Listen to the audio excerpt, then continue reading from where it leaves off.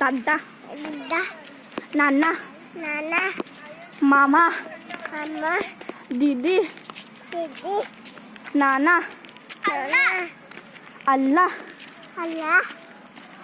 और पापा माँ আর কি বলবো তুমি? বলো তো আরিজ মন্ডল। তোমার নাম কি? তোমার বাড়ি কোথায়? হাট্টা।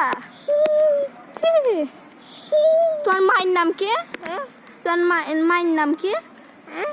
মায়ের নাম মহিমা। মহিমা মহিমা মহিমা বলবে না? বলো তো সারিকা দিদি।